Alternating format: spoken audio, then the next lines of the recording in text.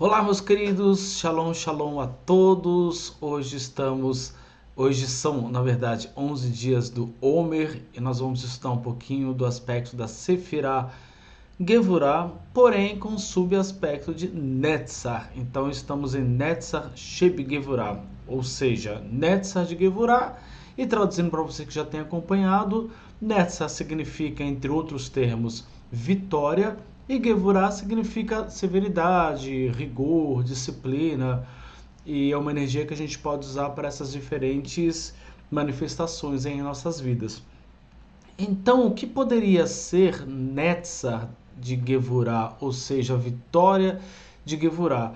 Vamos pensar que, longe de apenas ser um termo que a gente propõe definir uma energia que o Eterno criou, então, Gevurah, ela é disciplina. Ok, Gevurah é disciplina. Gevurah, ela é severidade. Sim, é separação. É poder também, no sentido de você ter o poder que você precisa para iniciar alguma coisa. Aí Netzar é vitória. Na verdade, a Sefirot que o Eterno criou são energias e manifestações dos próprios aspectos do Eterno, de como ele se relaciona com o mundo. Então, a partir do momento que nós entendemos esses aspectos da Sefirot, nós entendemos essas energias, nós também precisamos entender que elas são energias ativas, ou seja, elas estão o tempo inteiro sendo manifestas em nossas vidas, em nossos pensamentos, nossas emoções, etc. Porém, os nossos sábios cabalistas, eles falam uma coisa muito interessante, que enquanto você não tem consciência de como funciona o Mazal, Mazal vem da expressão Mazal Tov, que as pessoas traduzem como boa sorte, mas na verdade Mazal, nós sabemos que é todo esse sistema que o Eterno criou, zodiacal, de constelações, que tem a ver com semeadura e colheita, vidas passadas. Tudo que você faz, você vai ter um resultado em relação àquilo. Se é bom, você vai colher coisas boas. Se é ruim, vai colher coisas ruins. Seja nessa vida ou outra vida, tudo isso é uma mazal. Os cabalistas explicam que enquanto você não tem consciência das coisas que o Eterno criou e não sabe se posicionar espiritualmente, você é como se fosse uma marionete. Imagina que o mazal, as sefirot, principalmente as sefirot emocionais, Hesed, Gevurah, Tiferet, Netz, Hod e Yesod, elas ficam, de certa forma, como se fosse uma mão ali, 6 sefirotes ali, imagina uma mão de 6 dedos, e elas ficam com aquelas cordinhas e você fica embaixo sendo manipulado. Você vai para um lado, você vai.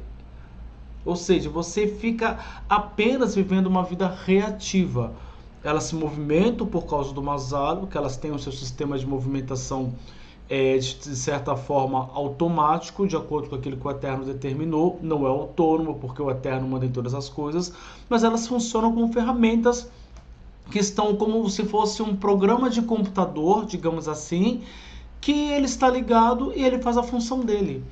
É assim que as pessoas que não têm espiritualidade ou que não sabem se conectar à Torá e à espiritualidade, elas vivem num mundo de consequências. O Mazal muda, elas mudam juntas. Os nossos sábios explicam que quando você conhece a Torá e você começa a conectar com o Eterno, você tem a capacidade de movimentar esse Mazal. Ou seja, você começa a dar ordens para o Mazal.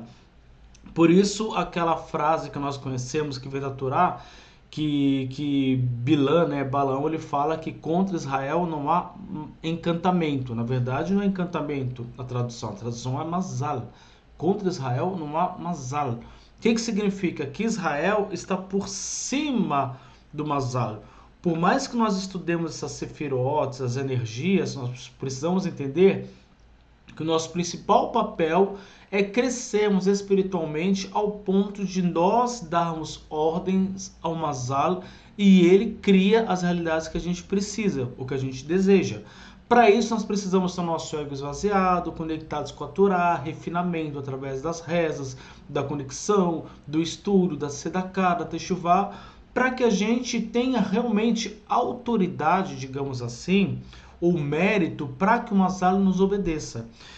E agora, trazendo desse conceito, eu quero trazer para a gente refletir sobre uma história de como o Mazal ele obedece. Moisés é o arquétipo da Sefirá de Netzar, da vitória.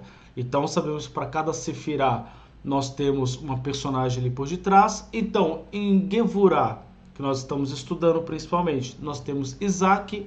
Então quando você analisa a vida de Isaac, a força que ele tinha para fazer as coisas que tinha que ser feita, alguém extremamente controlado, cavou poço, não deu, ele cavou outro, não deu, cavou outro, deu água e ok, vai plantar num lugar, o Eterno fala não, ele simplesmente vira e vai para outro lugar. Essa força toda de Isaac, essa capacidade que ele tinha mental e física de realizar as coisas, tem a ver com Gevurah, com essa disciplina em servir a Deus, em se anular para Deus e fazer só aquilo que o Eterno manda e acabou, e colher os resultados dele. Já Moisés, nós temos a figura de um homem extremamente manso. Fala a Torá que Moisés era extremamente manso, o mais humilde dos homens. Por que ele era o mais humilde? Porque ele era o mais poderoso. E ao mesmo tempo ele nunca se portava como o homem mais poderoso no sentido de ego. Eu sou o cara, tem que me obedecer, etc. E aí, onde que entra a vitória em Moisés, nesse homem tão manso, tão suave, tão presente na vida das pessoas, tão anulado para si mesmo, conectado ao Eterno? Nós temos um episódio na Torá, que é que quando Cora, que era, se não me engano, o primo de Moisés, ele começa a se rebelar e criar uma rebelião no meio do povo. E ele começa a falar, Deus só fala com Moisés, só Moisés é profeta, nós também não somos, só ele conhece a Torá, nós também já não conhecemos. Começa a questionar a autoridade de Moisés, e ele apenas não questiona, ele acaba regimentando várias pessoas e criando um motim contra Moisés. Quem analisa a história de Moisés até ali poderia imaginar que Moisés lidaria com aquela situação de maneira assim, olha gente, vamos orar, vou rezar para Deus, vamos ver, não é bem assim. De repente Arão ia interferir, falar, ó gente, calma, vamos conversar. Só que diz o contrário, que naquele momento Moisés ele ficou completamente irado. Isso tem a ver com Gevurah, uma ira nesse caso positiva, ao ponto dele combater Cora de maneira muito pesada. Ele falou, amanhã nós veremos se Deus está do lado de quem. E Moisés fala que eles seriam engolidos pela terra, e aconteceu. No embate não teve nem embate, a terra engoliu Cora, a sua família, engoliu todos os rebeldes que estavam com ele. Foi assim, literalmente uma cena absurda. Por quê? Os sábios explicam, como assim Moisés fez algo tão pesado? Você não vê Deus, aí que eu quero chegar, você não vê Deus falando, Moisés, vá amanhã e faça. Moisés lançou o desafio, Moisés se irou, Moisés julgou e Moisés executou a pena. Isso é uma pessoa que tem a capacidade de ser extremamente mansa, mas quando necessária, ela usa a Gevurah como a Gevurah é.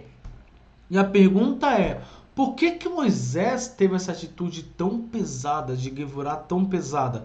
Porque uma coisa é você questionar o homem Moisés, questionar a pessoa.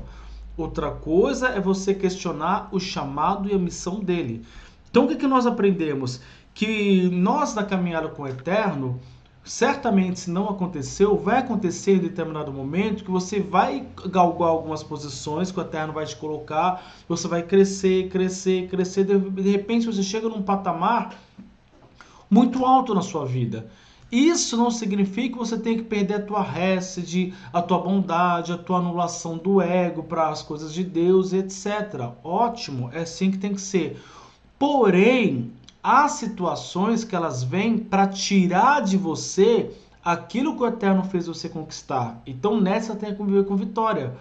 Moisés ele foi extremamente vitorioso na sua vida em todos os seus passos. E a posição na qual Moisés estava não foi por um acaso. Moisés conquistou aquilo por mérito. Moisés foi vitorioso naquilo. Moisés manifestou Netzah, alguém que se achava completamente incapacitado. A gente já falou sobre isso. De repente, ele confia no Eterno, ele vai, ele faz, ele tem coragem, passa por cima de todas as suas limitações, recebe a Torá, tira o povo do Egito, abre o Mar Vermelho, etc. Uma série de coisas aconteceu e Moisés galgou uma posição na qual ele continuava extremamente humilde. E quando vem alguém usurpar alguma coisa que Moisés tinha, que foi dada por Deus e vale para nós, alguém se levanta para usurpar uma posição que é tua, não é momento de você agir com Hesed.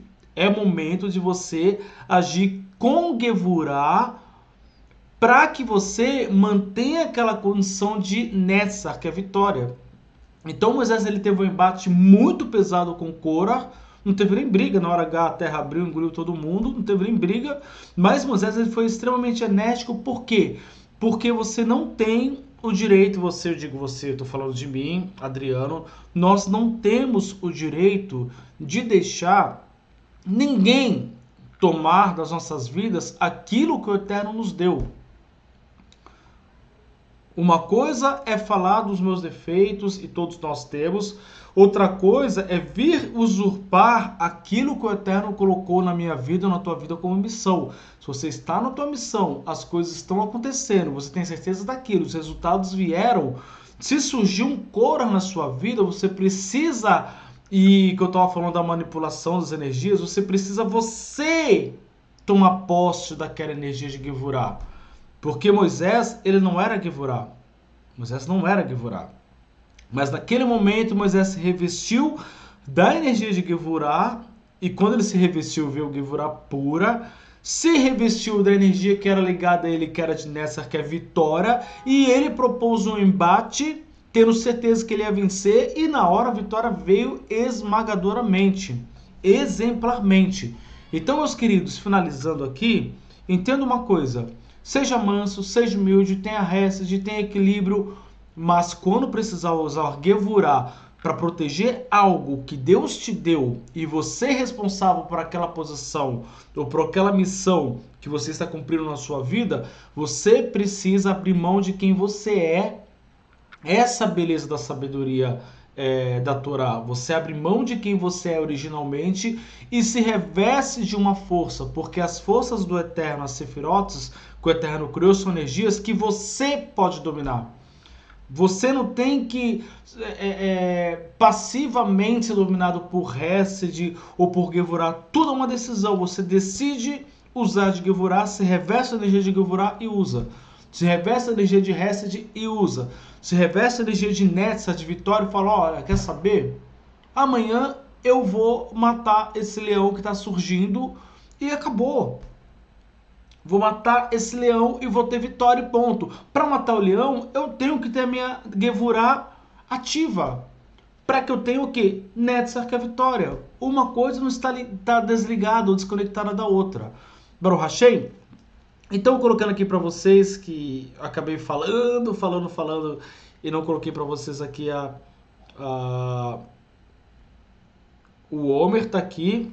Nós vemos a energia descendo pela árvore da vida. Estamos aí em vermelhinho, Gevurah, porém com aspecto de Netzar, que nós estamos na Sefirah de Netzar. Então, meu querido, que você, minha querida, meu querido, que você tenha condições de entender que você não vai acordar tendo Gevurah, não vai acordar tendo Hesed. Você entende como funciona e você olha a situação e fala, para essa situação eu preciso de Hesed.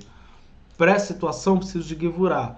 Para essa situação eu preciso de Tiferet. De repente, não é nem brigar, não é nem ter vitória, é ficar no equilíbrio. Nem bondade, nem severidade.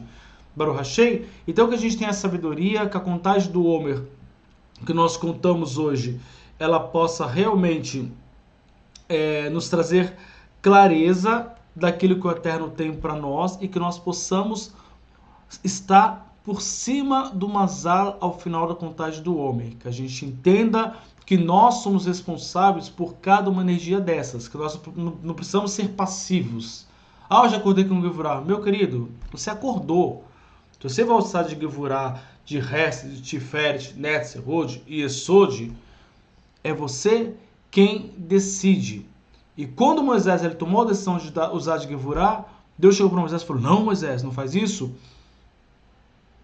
O Mazal obedeceu. A terra engoliu porque Moisés falou que ia engolir. É assim que funciona. Baruch Hashem. Então, se você ainda não fez a contagem do Homer, hoje são 11 dias do Homer, e você lá no finalzinho, lá onde está o Ribonó, você vai ler Netzar Shebi Gevurah.